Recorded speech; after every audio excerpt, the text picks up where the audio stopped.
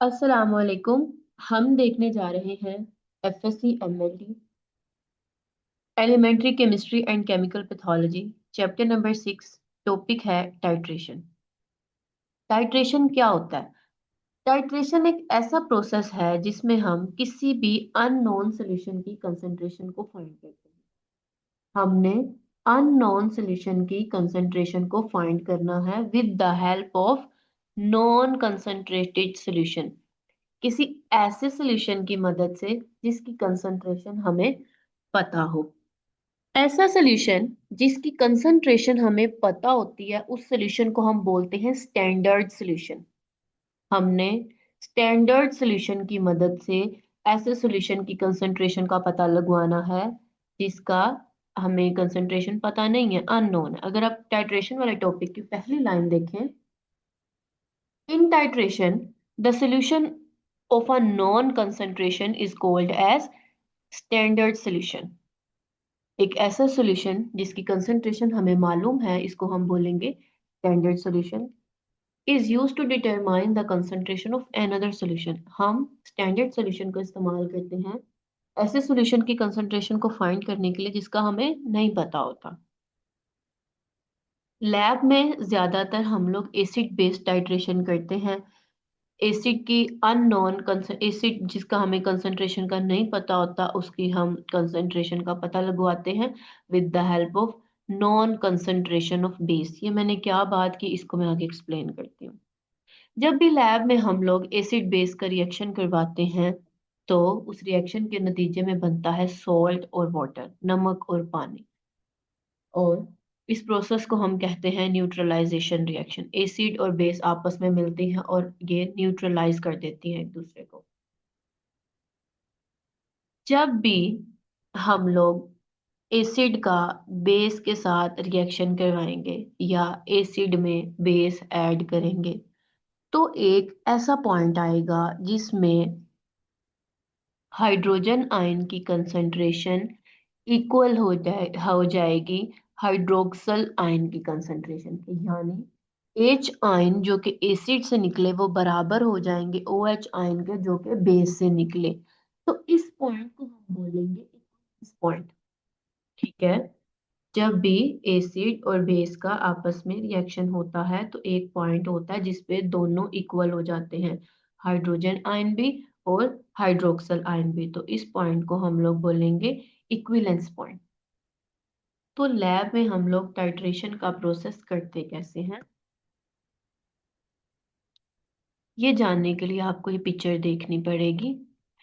Lab में हम लोग एक फ्लास्क लेते हैं और उसके अंदर अननोन एसिड सॉल्यूशन ऐड कर देते हैं जिसकी हमें कंसंट्रेशन नहीं पता होता, और उस अननोन ऐड करते हैं एक, ठीक है, पीएच का एक इंडिकेटर ऐड करते हैं जिस वक्त हाइड्रोजन आयन ओएच आयन की कंसंट्रेशन के बराबर हो जाए, यानी इक्विवेलेंस पॉइंट अचीव हो जाएगा तो कलर बदलेगा, इस इंडिकेटर की वजह से हमें पता चल जाएगा।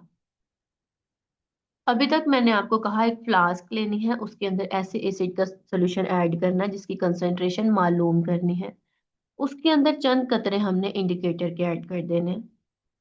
फिर एक ब्यूरेट लेनी है। ये जो आपको स्ट्रक्चर नजर आ रहा है ये ब्यूरेट है। इसके अंदर नॉन कंसंट्रेशन की बेस ऐड कर देनी है, ऐसी बेस ऐड करनी है जिसकी कंसंट्रेशन मालूम है, और इसके नीचे फ्लास्क रख देनी है। ये है हमारे पास इसका होल्डर। हमारे पास होल्ड होता है, हम इसको अपने मुताबिक रिलीज कर सकते हैं और होल्ड कर सकते हैं। हमने इसको थोड़ा सा खोलना है और थोड़ी थोड़ी बेस ऐड करना है, ड्रॉप बाय ड्रॉप। जैसे ही बेस एसिड के अंदर जाएगी एसिड आयोनाइज होगा और उसके हाइड्रोजन आयन रिलीज होंगे। एक ऐसा मुकाम आएगा जिसमें बेस की कंसंट्रेशन, बेस के ओ एच आयन बराबर हो जाएंगे एसिड के हाइड्रोजन आयन के। पॉइंट को हम इक्विवेलेंस पॉइंट। इक्विवेलेंस पॉइंट के चंद लम्हात के बाद इसका कलर चेंज होगा, तो वहां पे ऐसा पॉइंट जिसके ऊपर ओ एच इसको बोलते हैं इक्विवेलेंस पॉइंट। और इसके चंद लम्हात बाद ही कलर चेंज होगा, इसको हम बोलते हैं एंड पॉइंट। ऐसा पॉइंट जिसके ऊपर पीएच इंडिकेटर तब्दीली चेंज करता है। आपने जब ये आपको पॉइंट अचीव हो जाए तो क्या करना है, ये जो नीचे फ्लास्क रखी हुई है, आप जैसे इसको हिलाते रहेंगे तो इसको हिलाने की वजह से हुआ होगा, वो दोबारा उसके अंदर मिक्स हो जाए। ठीक हो गया।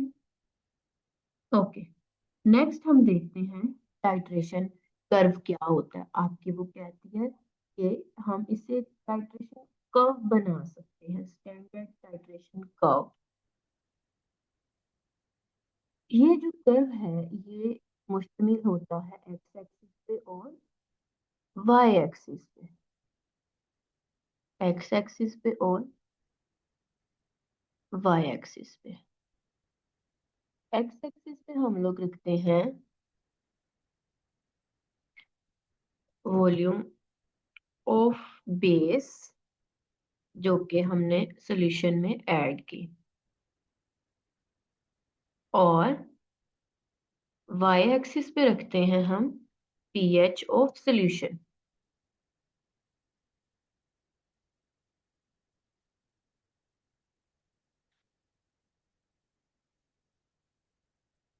तो ये हमारा बनेगा इससे टाइट्रेशन का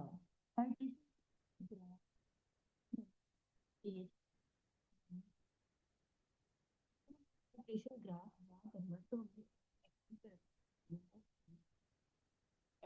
और साथ ही साथ पीएच जो कि हमने वाई एक्सिस पे रखी है।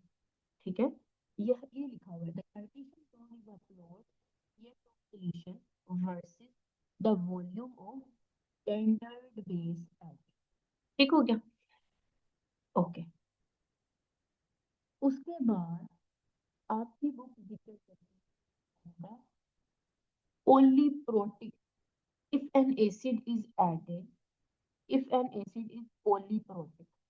दो तरह की टर्म है, एक है मोनोप्रोटिक और एक है पॉलीप्रोटिक। मोनोप्रोटिक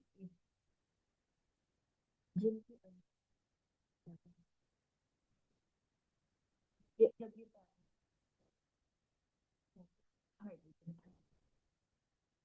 कुछ एसिड्स ऐसे होते हैं जो होते हैं डाई, यानी कि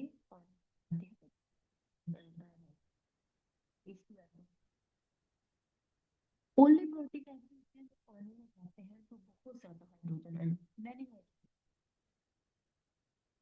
तो जब भी पॉलीप्रोटिक हाइड्रोजन, जब भी पॉलीप्रोटिक मल्टीपल, जब भी पॉलीप्रोटिक हमारे पास रहे होंगे स्टैंडर्ड, तो उसके मल्टीपल इक्विवेलेंस पॉइंट होंगे। जब उस एसिड का पहला हाइड्रोजन आयन आयोनाइज होगा तो पहला इक्विवेलेंस पॉइंट मिलेगा। जब उस एसिड का दूसरा